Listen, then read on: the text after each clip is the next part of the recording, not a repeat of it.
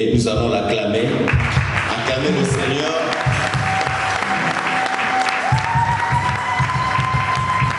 Amen. Amen.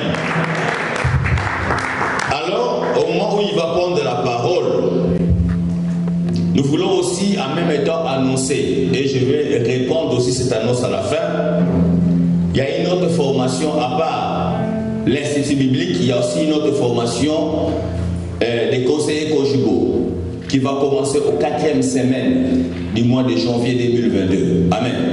C'est vraiment très intéressant vu le nombre de divorces que nous enregistrons, même parmi les enfants de Dieu, parmi les hommes de Dieu. Ça serait mieux que si tu es vraiment touché, que tu puisses aller suivre cette formation. Amen. Et je crois que lui-même en parlera aussi dans tous les détails possibles. Amen. Et les flyers sont là-bas sur la table ici. Vous pouvez aussi le récupérer même au moment de la pause café pour que vous puissiez lire tous les cours qui sont prévus dans cette formation. Amen. Amen. Docteur Gaman. Merci.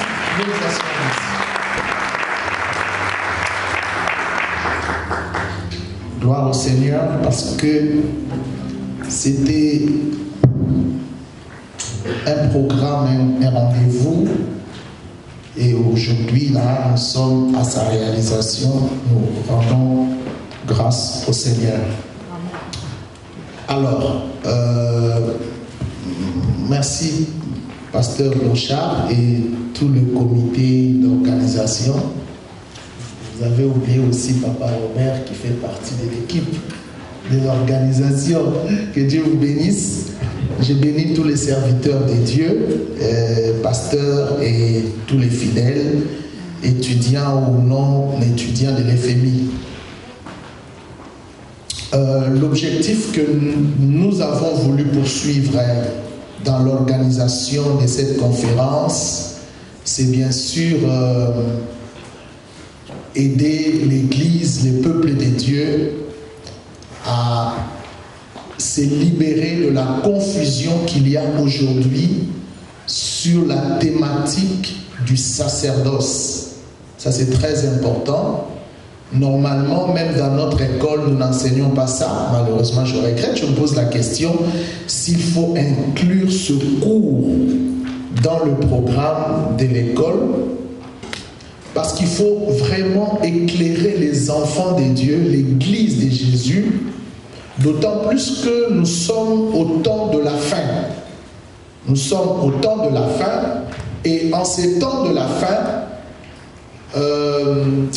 il y a ce que j'appelle la séduction qui est rentrée dans l'Église, et cette séduction touche en partie, en grande partie d'ailleurs, l'infiltration, suivez-moi bien, l'infiltration du judaïsme au sein du christianisme.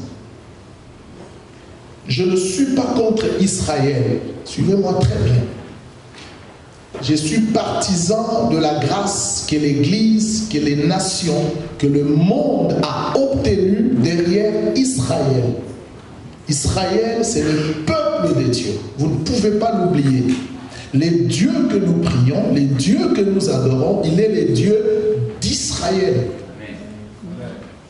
Les dieux des patriarches. Et nous devons honorer ce peuple. Je ne suis pas non plus contre le judaïsme, qui est leur religion à eux. Et que nous devons respecter à tout prix. Mais moi, mon problème, c'est qu'en lisant le Nouveau Testament, je ne veux pas que nous puissions créer de l'amalgame en s'infiltrant, ou soit nous infiltrons dans le judaïsme, ou le judaïsme s'infiltre dans le christianisme. Vous allez le voir, mes chers frères et sœurs. La Bible est trop claire. Et donc, si nous trouvons des églises où les rabbins, suivez-moi bien, entrent pour consacrer des gens, il y a un problème. Si nous trouvons des églises, des pasteurs, des hommes de Dieu, bishops, archibishops, qui a toujours des rendez-vous avec les rabbins, qui va toujours voir le rabbin, il y a un problème. je ne refuse pas que nous puissions aller apprendre l'hébreu biblique dans une école rabbinique. Je m'arrête là, j'apprends l'hébreu pour ma connaissance de l'Ancien Testament. Mais je ne peux pas m'infiltrer jusqu'à aller me judaïser pour devenir ce que le Nouveau Testament appelle les craignants Dieu, c'est-à-dire ceux des nations qui deviennent des juifs, enfin pas des juifs, mais des judaïsants, c'est-à-dire qui rentrent dans la religion juive. Ça, c'est très dangereux. Je pense que je l'ai mis dans mes fascicules. Judaïsme vers le christianisme, c'est oui, mais christianisme vers le judaïsme, c'est non. Ça, c'est bien clair. Alors, j'ai deux fascicules que j'ai prévus pour vous. Les premiers fascicules, les fascicules sont là, c'est sur le judaïsme. Le judaïsme et la Kabbale juive, c'est presque 50 pages. Le deuxième, qui prendra le deuxième volet du temps, c'est du sacerdoce lévitique au sacerdoce royal, une étude comparative du Nouveau Testament. Environ aussi 50 pages.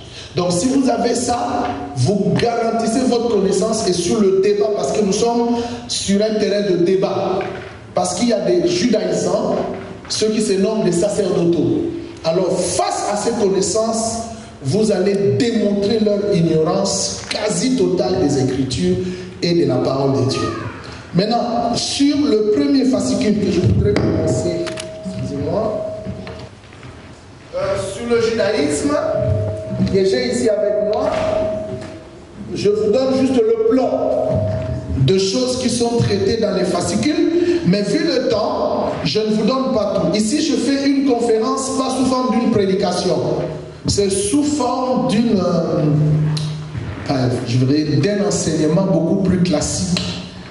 Et donc, j'ai dans mon plan la généralité, où je parle de qui est un juif, c'est quoi le judaïsme. Le premier point, j'ai au moins combien de chapitres? 12 chapitres. Le premier chapitre, j'ai parlé sur la naissance du judaïsme, son origine. Le judaïsme dans l'Ancien Testament, et puis le mouvement sioniste qui est à la naissance de l'État juif.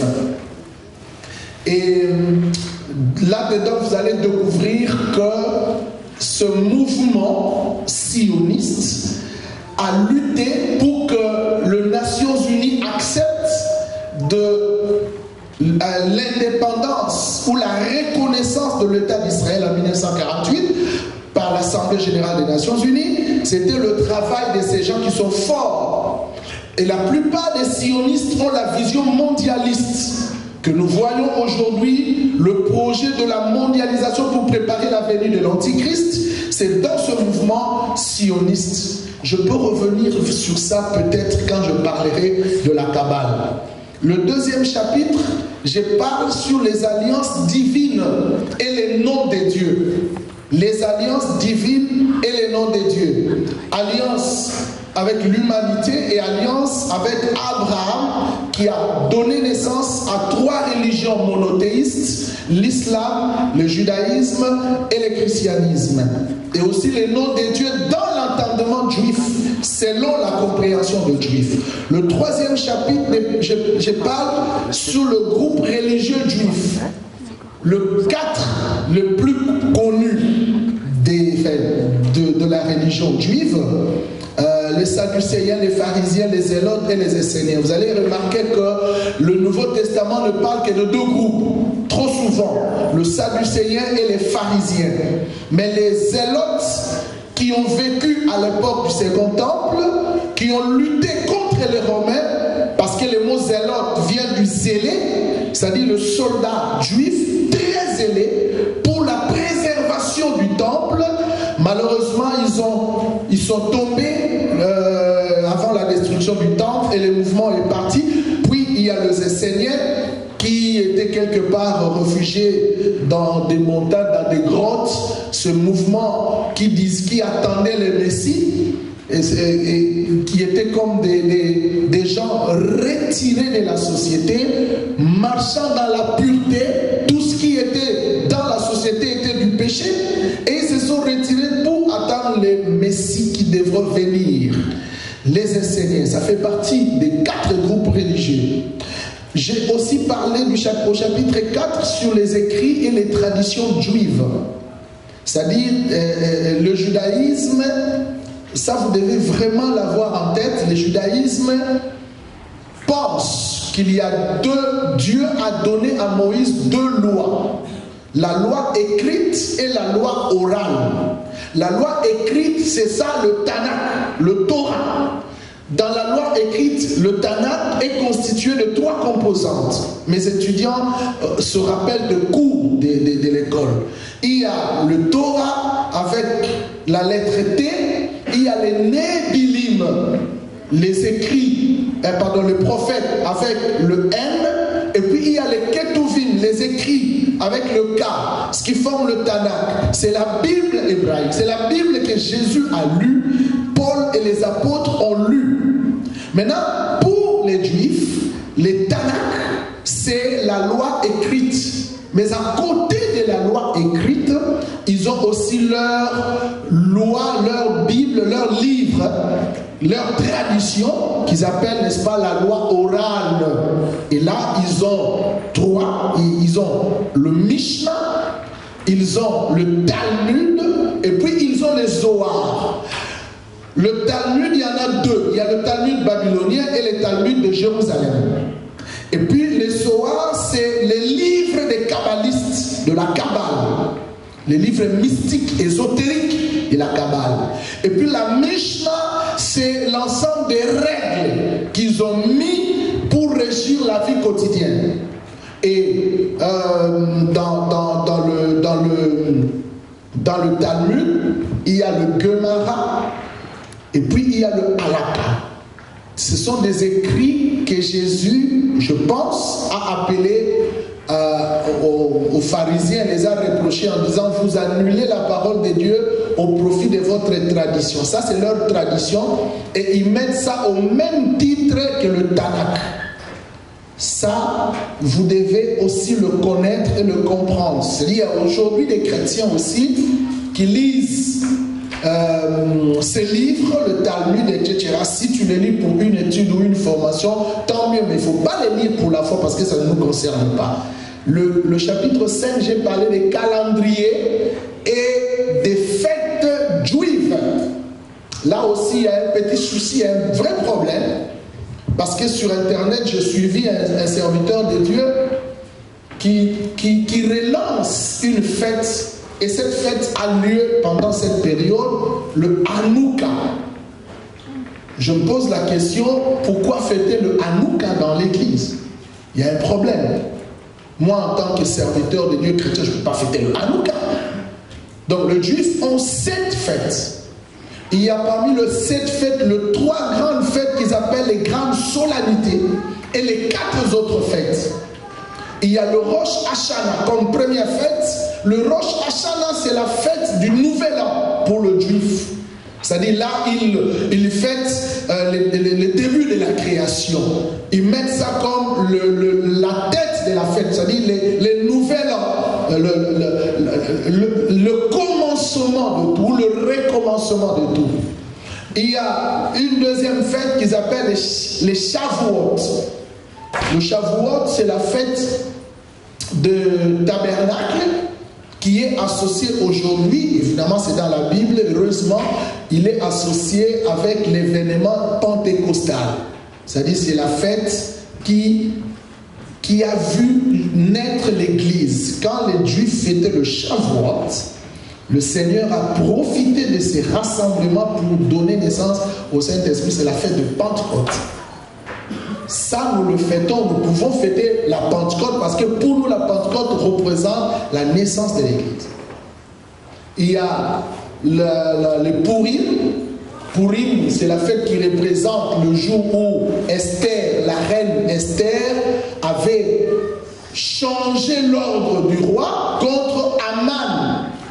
Les persécuteurs de Juifs, à Esther, la loi a été changée et les Juifs célèbrent cette fête. Il y a aussi le Hanouka. Le Hanouka, c'est la fête qui a eu lieu. Vous voyez, quand vous lisez la Bible, remarquez, entre l'Ancien Testament et le Nouveau Testament, il y a les pages vides, là, les pages blanches. On appelle ça les périodes sombres, les périodes silencieuses de l'histoire biblique. 4 siècles de silence. Dieu s'est tu. Il n'y avait pas la révélation jusqu'à ce que le Nouveau Testament a commencé. Et pendant ces 4 siècles, Israël est succédé à plusieurs reprises sous les dominations étrangères.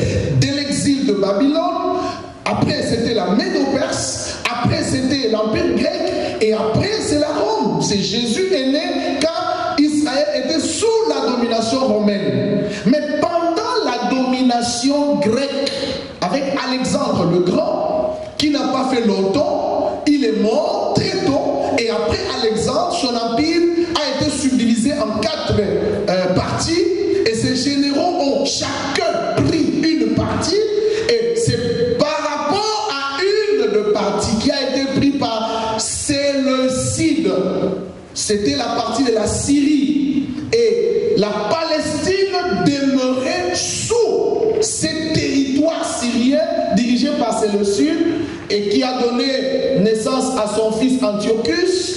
Séleucide 4, Antiochus 4 jusqu'à Antiochus 3. Mais nous savons que l'Antiochus 4, c'est lui qui a persécuté les Juifs. Sous cette période, les Séleucides ont amené la malédiction dans le temple, la désacralisation du temple, jusqu'à offrir une truie, un porc, un animal impur dans les lieux très saints, jusqu'à prendre les revenus du temple, manger les impôts du temple, parce que Jérusalem, la Palestine était sous leur domination.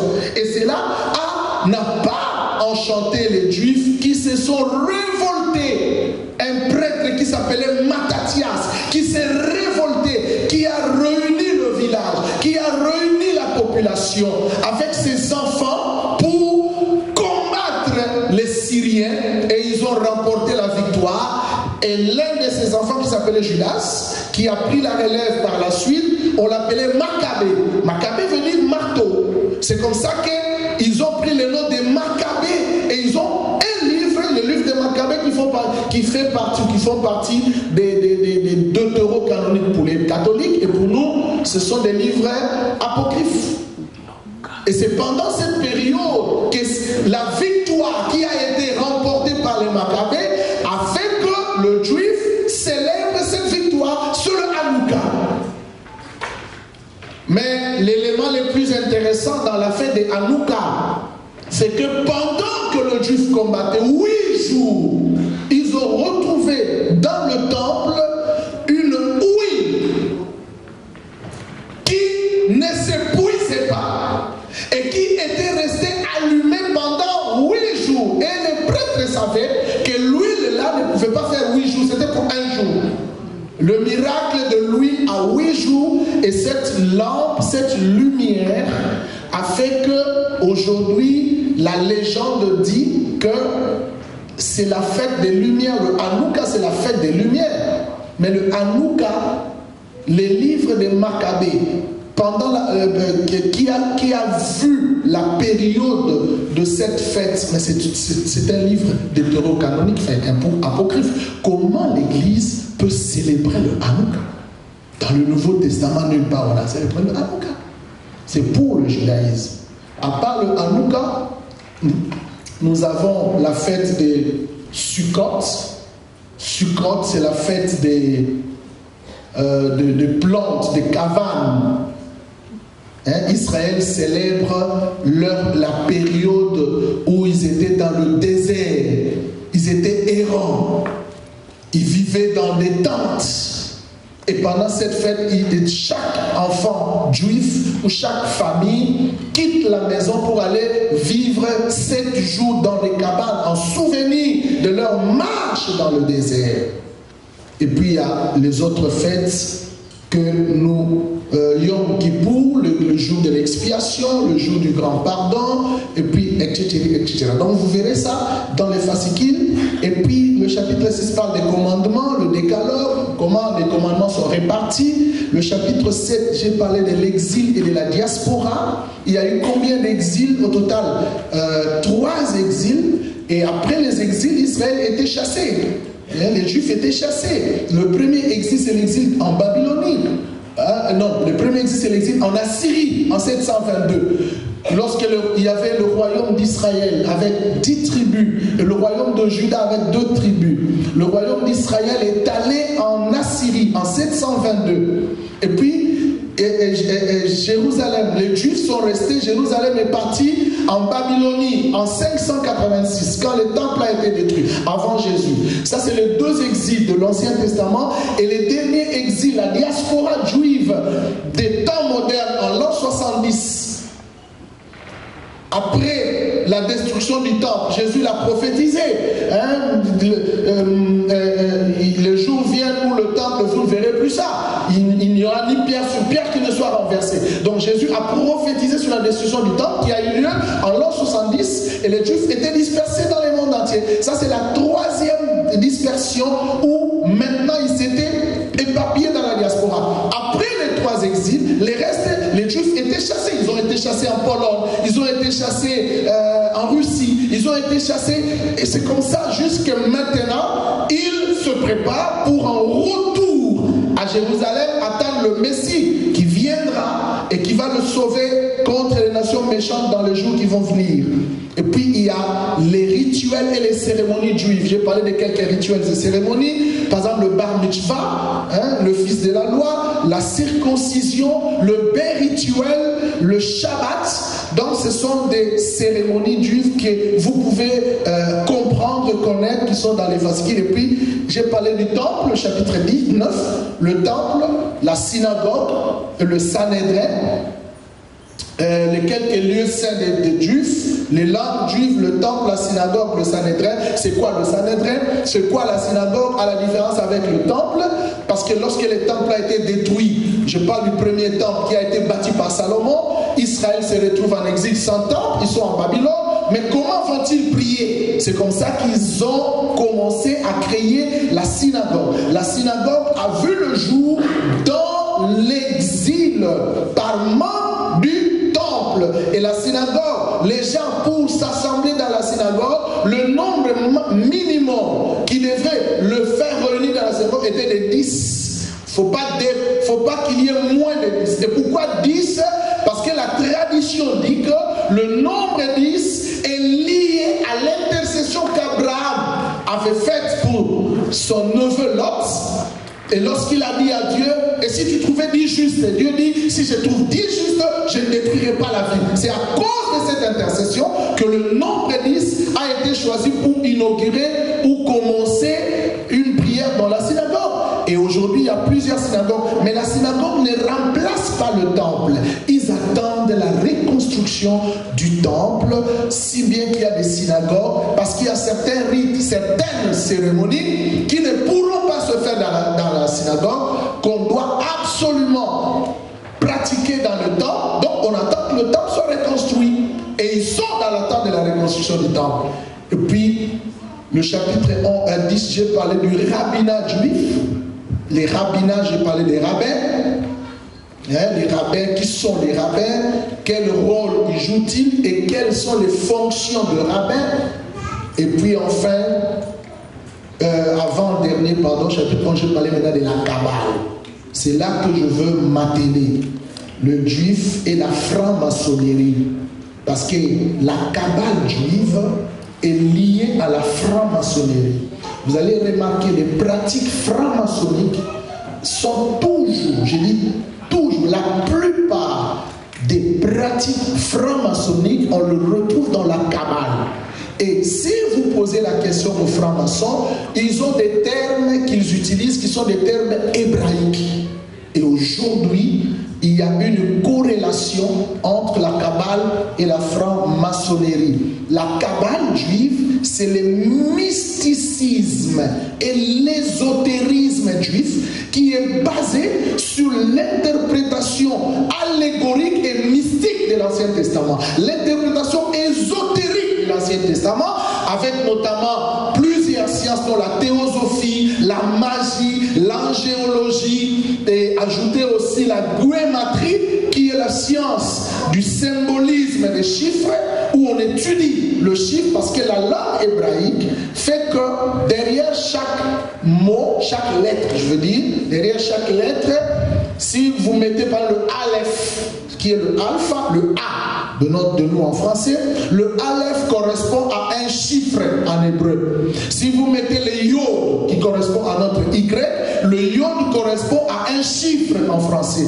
Si vous mettez par exemple le He, le H, le He correspond aussi le Waw, le notre W, ça correspond. Donc toutes les lettres des langues hébraïques correspondent à des chiffres en français. Du coup, les kabbalistes étudient beaucoup la notion de la chiffrologie, les symbolismes chiffrés avec tout ce qui est mots, chiffres, lettres, mots, chiffres, lettres, c'est ce jeu-là.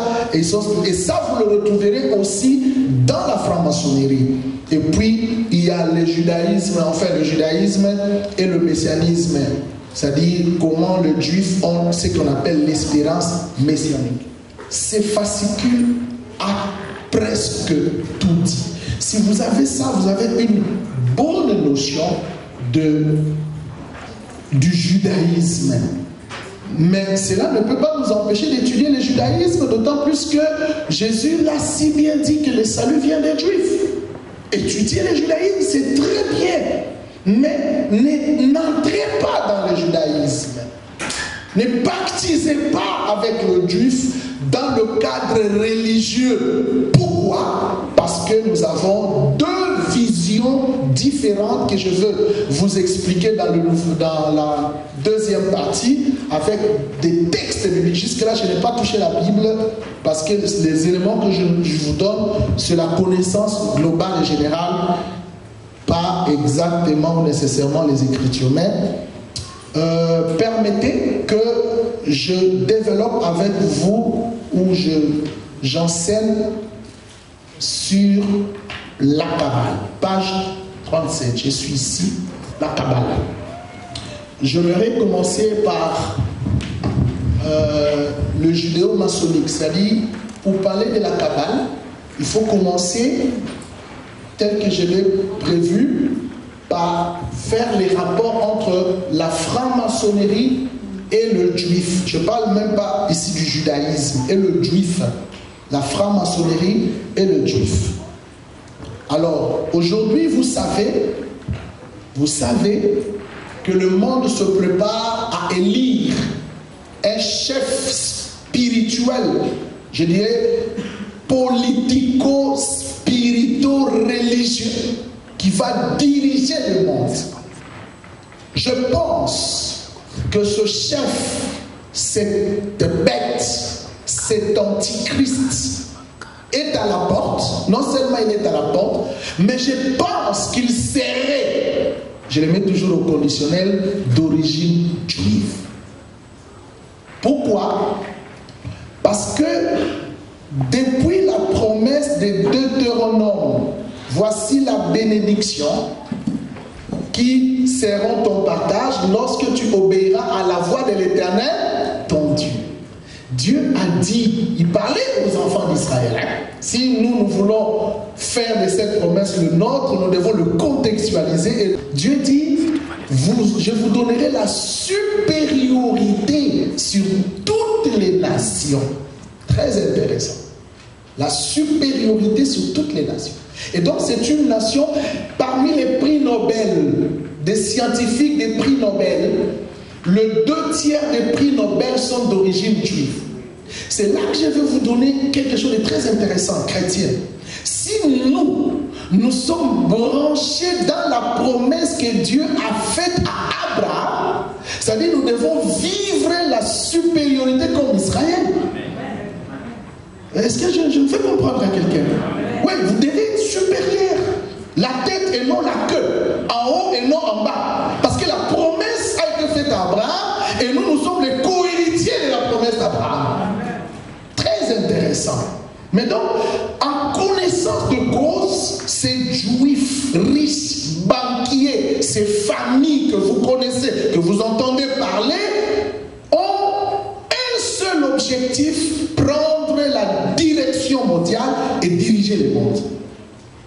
C'est-à-dire, si il y a l'antichrist qui se prépare, maintenant il y a des antichrists, 1 Jean 2, qui sont en train de travailler pour préparer le chemin. Ce sont des Jean-Baptiste, pour préparer le chemin à l'antichrist. D'accord?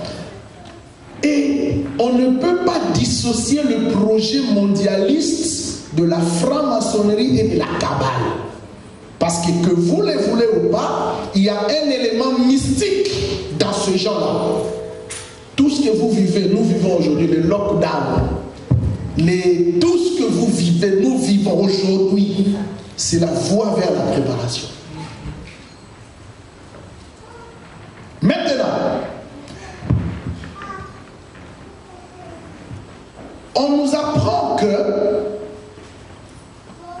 cette future gouvernance mondiale qui est en train de se préparer a un lien très très fort avec les juifs sionistes qui intègrent dans la franc-maçonnerie les éléments de la Kabbale. Commençons d'abord par parler de l'origine de la franc-maçonnerie. Vous serez étonné d'apprendre que l'origine de la franc-maçonnerie est chrétienne. C'est-à-dire la franc-maçonnerie a comme origine les corporations chrétiennes du Moyen-Âge, dont le groupement des ouvriers bâtisseurs des cathédrales. C'est vraiment des maçons, c'est-à-dire des gens qui étaient en train de construire, des architectes. Pas des maçons, hein? Maçons au terme propre du terme. Au sens propre du terme, pardon. C'est-à-dire les maçons, bâtisseurs de cathédrales, qui étaient des chrétiens. Vraiment, je dis des chrétiens. Et ces corporations chrétiennes, à l'époque, au Moyen-Âge, n'accueillaient pas les juifs. Refusaient les juifs. Jusque vers 17e, 18e siècle, les juifs se sont tellement imposés et ils ont récupéré la corporation. Ils se sont infiltrés, imprégnés dans la corporation maçonnique. Et ils ont pris le devant jusqu'à influencer la franc-maçonnerie. Vous allez comprendre que dans les 33 degrés maçonniques, les 3 derniers degrés sont des degrés intouchables, impénétrables, et même les secrets qui sont connus, compris dans ces degrés, ce sont des secrets que ceux des degrés inférieurs ne le savent. Aujourd'hui, la seule chose qui peut combattre le projet maçonnique de la gouvernance mondiale, c'est l'Église. Et c'est la révélation. C'est pourquoi je pense que c'est clair, le Seigneur, à un certain moment, il n'acceptera pas que l'Église puisse vivre certaines choses et il viendra rechercher son Église.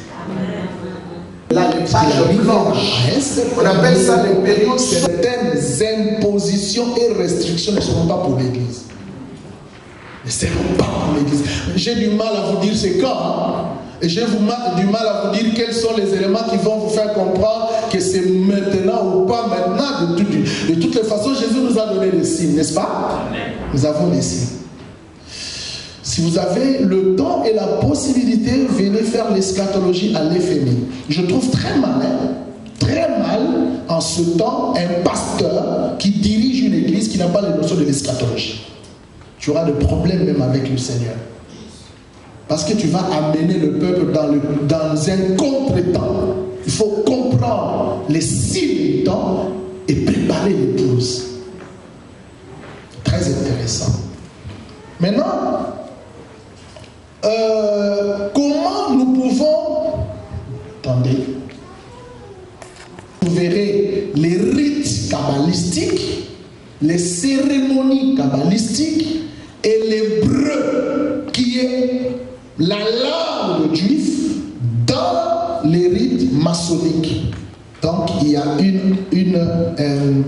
similitude et c'est ce qui prête attention, qui sensibilise les gens pour dire qu'il y a quelque chose entre les deux. Maintenant, je veux vous définir le mot Kabbale. Le mot Kabbale vient de l'hébreu Kabbalah. Kabbalah, en hébreu, ça s'écrit avec Q. Et puis, ça se termine avec un H muet. Kabbalah. Kabbalah qui veut dire tout simplement réception ou tradition. Réception ou tradition. Ça, c'est la définition étymologique qui nous amène à comprendre que la Kabbale, c'est la tradition à laquelle il est fait référence, la tradition ésotérique. En fait, c'est la tradition ésotérique hébraïque ou juive. Pour eux, suivez-moi bien, pour eux, c'est comme ça qu'ils séduisent beaucoup de gens. Ils disent que cette tradition remonte d'Adam et de Moïse. Je reprends, pour les kabbalistes juifs, ils disent que cette tradition remonte d'Adam et de Moïse. C'est-à-dire le jour où Moïse a reçu les tables de la loi, il y avait non seulement la loi écrite, la loi orale. Il a dit, écoutez la phrase, il est mal, mais il y avait aussi la loi, le Zohar, le livre des kabbalistes, qui est compris comme la loi ésotérique et mystique juif. La Kabbale ne commence pas aujourd'hui. La Kabbale est un mouvement qui remonte depuis l'Antiquité et qui évolue au fur et à mesure jusqu'à maintenant au temps contemporain ou moderne, post-moderne si vous voulez. Et il faut savoir que la Kabbale est l'interprétation, suivez-moi bien, l'interprétation mystique et allégorique de la Bible. Je reprends. Écrivez ça, c'est très intéressant. La Kabbale est l'interprétation mystique et allégorique de la Bible. Ici, je vais attirer l'attention à tous les prédicateurs qui, lorsqu'ils prêchent ou lisent leur Bible, cherchent à tout prix des révélations dans les faits allégoriques.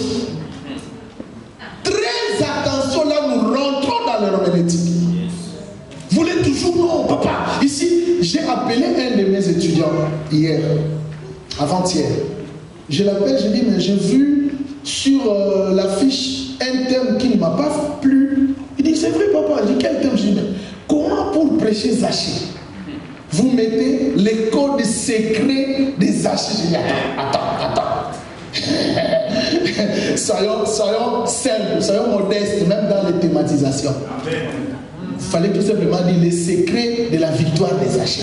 C'est clair. Toi, tu me dis les codes secrets. Je dis code. Mais tu me fais passer à la Kabbale. C'est là où il y a le code mystique. Il faut décoder pour rentrer dans l'initiation, pour rentrer dans la dimension. Soyons simples dans nos thèmes. Amen.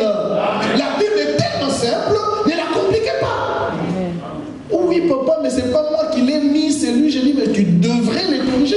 Toi aussi, tu mets ton visage là, on dit les codes secrets. Toi aussi, tu dis non, il faut faire très attention. Bref, c'est l'interprétation allégorique de la Bible et ils disent que cette tradition remonte de Moïse, malheureusement. Et quand vous êtes pasteur et qu'un rabbin vous enseigne comme ça, vous croyez. Vous dites, ah, si ça vient de Moïse, donc c'est pas un problème. Je dois m'y mettre. Ça ne vient pas de Moïse. Ça ne vient pas de Moïse. Alors, il y a ce qu'ils appellent des commentaires ésotériques qui se rapportent à cette loi. Parce que pour eux, il faut découvrir des choses au-delà des dieux. C'est-à-dire, Dieu n'a pas tout dit. Il y a des choses que vous devrez découvrir, mais dépasser. Je dis, ah bon? Il faut dépasser les transcendants. Si vous dépassez les transcendants, vous irez où? Donc, ça c'est le mensonge que le diable fait entrer. On possède maintenant des documents allégoriques juifs de l'époque du Second Temple et sur lequel se base la Kabbale. Donc la Kabbale désigne, écrivez cette phrase, la Kabbale désigne tous les mouvements ésotériques juifs depuis l'Antiquité jusqu'aux périodes contemporaines. Je reprends. La Kabbale désigne tous les mouvements ésotériques juifs depuis l'Antiquité jusqu'à l'époque contemporaine. Parce qu'à un certain moment, on ne change plus, on reste dans ce qu'on avait déjà arrêté. Alors que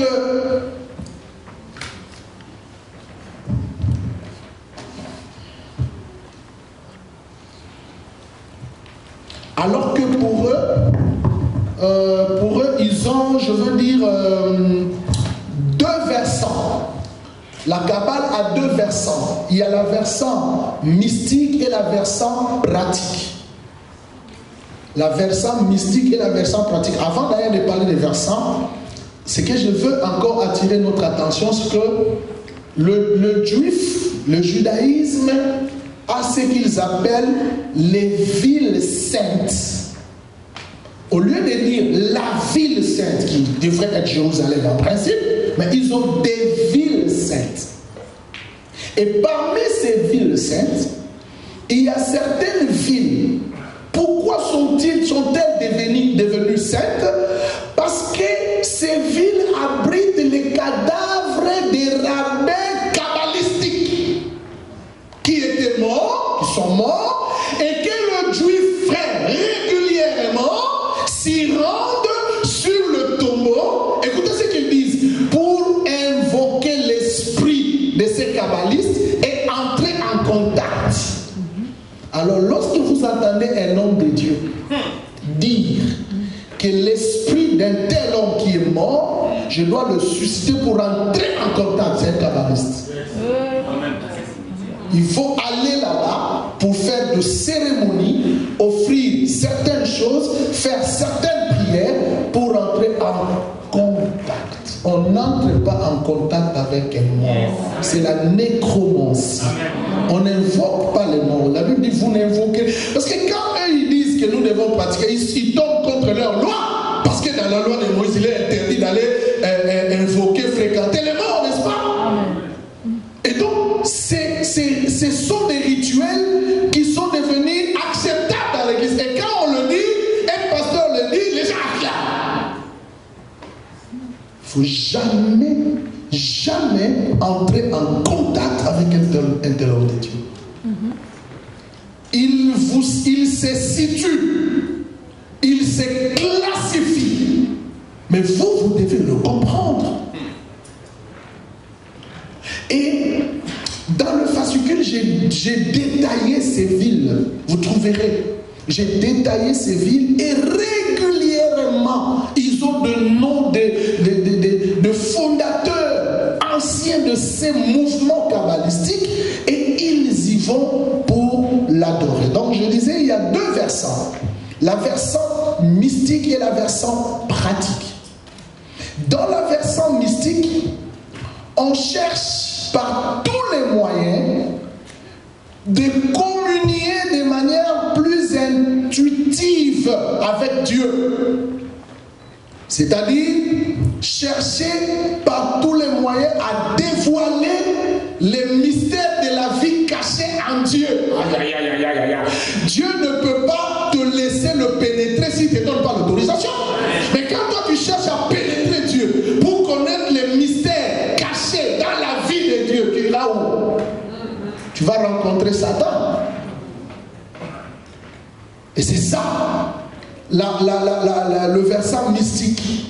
C'est-à-dire, on doit imaginer dans les spéculations, dans la construction intellectuelle, pour que les traditions ésotériques prennent forme, deviennent quelque chose de réel. Et là, il y a des symboles et des métaphores et des codes qu'on doit comprendre dans la partie mystique. Et beaucoup parmi nos pasteurs sont déjà dans cette cabale du versant mystique. Et c'est là où on peut avoir la possibilité de sortir du corps. Aller où? Faire quoi? Pour quelle expérience? J'en ai besoin, moi, pourquoi? Pour en faire quoi? Ça m'édifie en quoi? Et on parle, non, l'église, il faut avoir la partie de la spiritualité. Faites très attention. La partie de la spiritualité. Mais les apôtres ont dit, nous avons la parole et la prière, cela nous suffit. Amen. Si vous cherchez la spiritualité, vous rencontrerez les diables sur votre chemin qui va vous proposer sa spiritualité. Très attention. Et selon un certain Abraham Aboulafia qui dit que grâce à la cabale extatique, c'est-à-dire cette cabale, c'est ce qui amène les gens en extase. On appelle ça la cabale extatique. Écrivez, la cabale extatique. Qui pousse à l'extase, qui pousse à sortir dans le corps, qui pousse à partir, qui pousse aux voyages astraux. C'est grâce à la cabale extatique qu'il est possible de parvenir à la plénitude avec Dieu. C'est-à-dire, il va te dire, si je sors, je peux aller n'importe où, parler avec n'importe qui, de n'importe quelle manière, je me connecte avec son esprit, on se parle, on se communique. Très, très dangereux. Trop même. La cabale extatique, si vous y entrez, vous parvenez à la plénitude avec Dieu par l'attention au langage, tous ces aspects, le son des lettres, leur forme, leur valeur numérique, leur combinaison. On vous donne quelques formules magiques. Quand vous faites ça avec des trucs, vous entrez. Faites très attention à certains livres. Nous ne pouvons pas lire n'importe quel livre. Tu prends un livre intitulé La franc-maçonnerie. Oh ouais, on le la livre. Ça t'édifie en quoi? Ça t'édifie en quoi? Maintenant, la partie pratique. Le versant pratique comprend les rites d'initiation. Les rites d'initiation, il y a la cosmologie, l'étude de l'univers et de ses composants. Il y a la chiromancie, il y a la gueumatrie ou la numérologie. Effectivement, la numérologie, on l'étudie aussi chez les astrologues, n'est-ce pas? Il y a la numérologie, la manipulation des noms divins, et puis la combinaison magique des lettres. Etc. Parce que dans la partie, dans le versant pratique, la versant pratique ne se communique qu'aux personnes qui peuvent être initiées. Et là, c'est une très infime partie de la population. Parce que pour arriver à ce niveau, pour faire partie de la cabale, il faut être âgé de 40 ans. Par en dessous. L'âge est exigé. Parce que tu vas rentrer dans une dimension où on va commencer à t'amener et à t'initier beaucoup plus en profondeur. Et comme vous pouvez vous en apercevoir, l'ésotérisme juif n'est pas un mouvement marginal, parce qu'eux-mêmes ils le savent. Ils l'ont mis dans leur tradition. Et le judaïsme reconnaît ça. Moi, je me donne quand j'entends toujours. Je vais en Europe, je suis allé voir un rabbin à Paris. Bon, Sololani, un rabbin à Paris. Oh non, je dois aller vite en Israël parce que j'ai rendez-vous avec un rabbin. Rabbin, au théâtre. La Bible dit aujourd'hui, quand ils lisent Moïse, il y a un voile qui est sur leur visage. Et le voile ne sera ôté que lorsque le cœur sera converti. Moi j'ai Jésus, je crois en Jésus, et ils n'ont pas Jésus, ils ne croient pas en Jésus. Quel est l'élément du dialogue? Quel est le tronc commun? Il n'y a pas de lien. Eux, c'est Moïse, moi, c'est Jésus. Dans la maison, Moïse était serviteur, mais Jésus, il est le fils. Donc moi, je vais vers le fils de la maison et ils vont vers le serviteur de la maison. Il n'y a pas de relation. Amen. Amen. Très attention. Et puis, ce mouvement kabbalistique est un mouvement très riche financièrement. Notez. Et souvent, ils utilisent cette richesse. L'argent. Quand vous y entrez, la vie change. Et aujourd'hui, j'entends les gens dire je suis entré dans la cour de grands.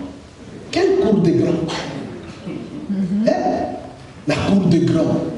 Parce que là, l'argent coule à flot. Vous êtes riche. Dès votre jeune âge dans le ministère, vous enrichissez. Vous n'avez pas besoin de tâtonner dans le ministère. Vous allez acheter la parcelle rapidement pour l'église. Vous allez rouler carrosse.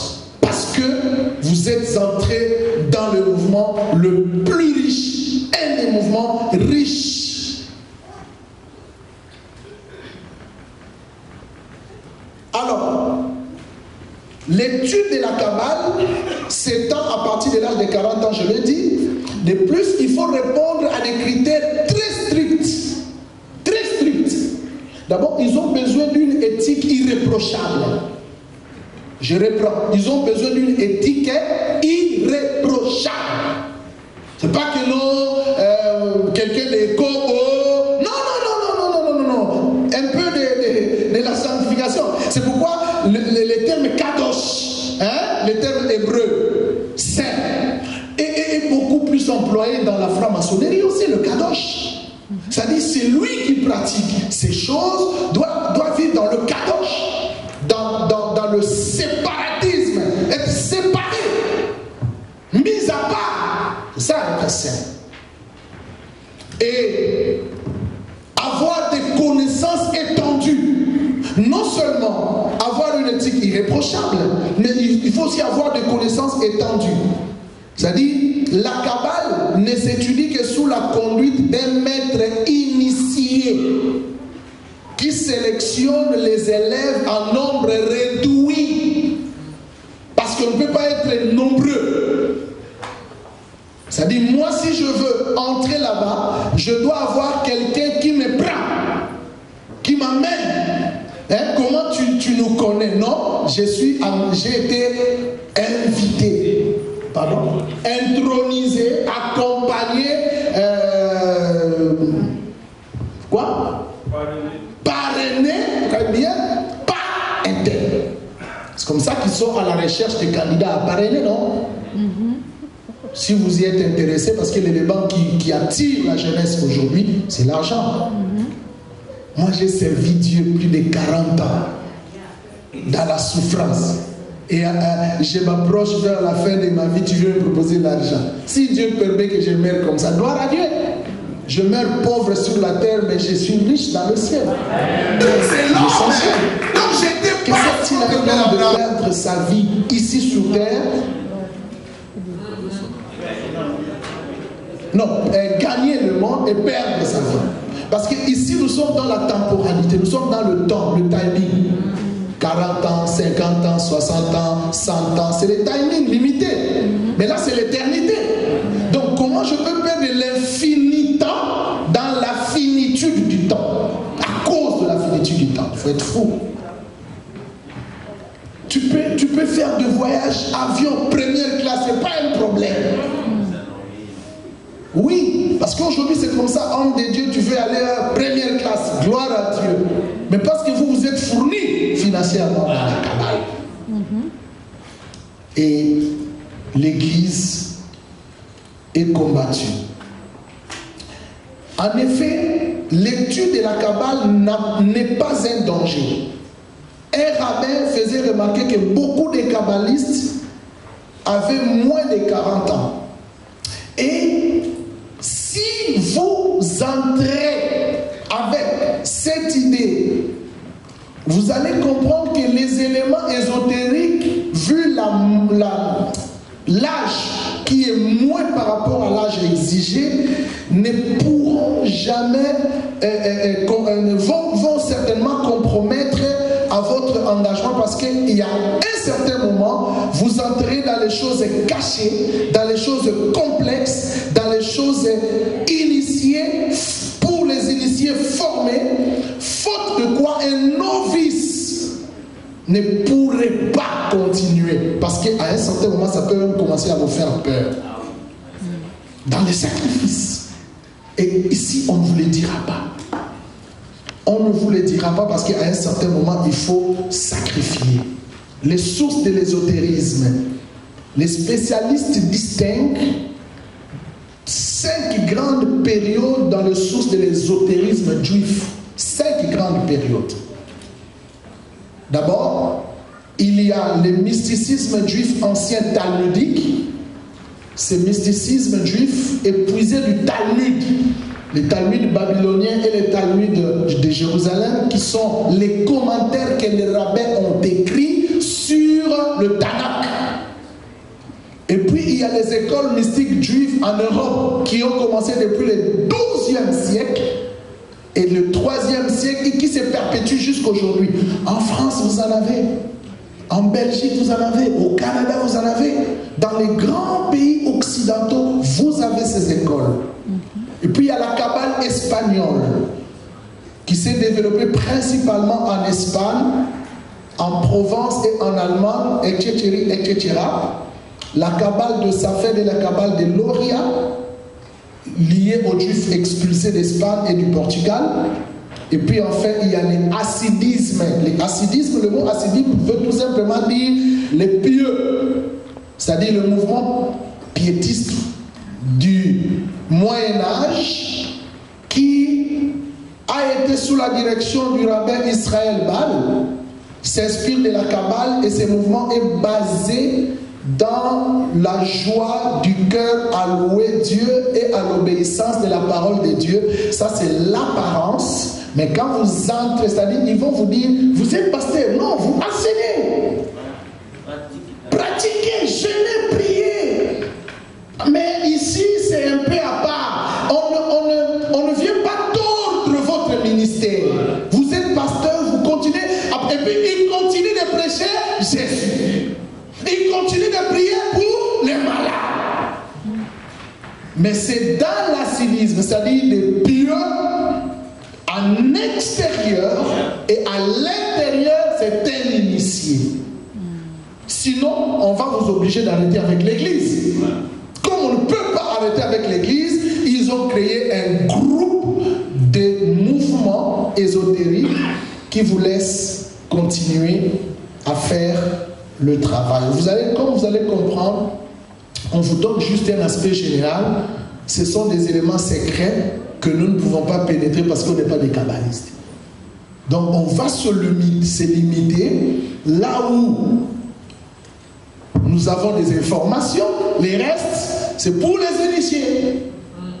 Alors, les conseils que je peux te faire, ne cherche pas à comprendre plus que ce que tu as écouté. Sinon, pour y parvenir, quota. C'est comme quelqu'un qui a donné un jour à terre, m'explique. Yarote Abiso vient nous prêcher la vie dans les séjours des morts. Mais moi, je ne suis pas encore allé dans les séjours des morts. Comment je peux vous expliquer la vie dans les séjours? Faut la coupe, je vois ce qui se passe et je vais vous prêcher. Alors donc, n'entrez pas.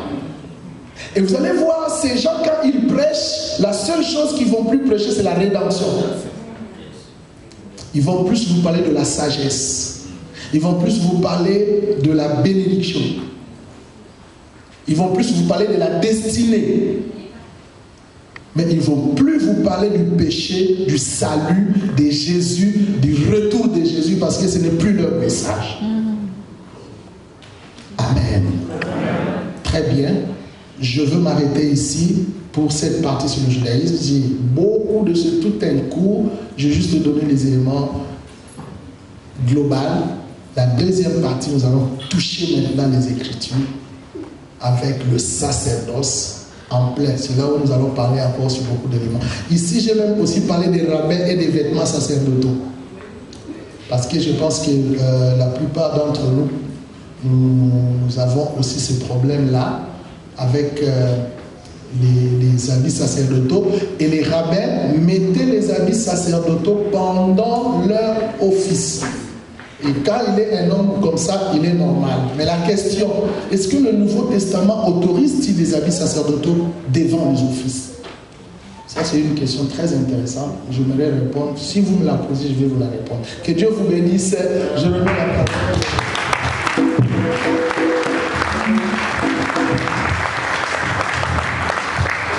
Est-ce qu'on peut encore acclamer le Seigneur? Gloire à Dieu.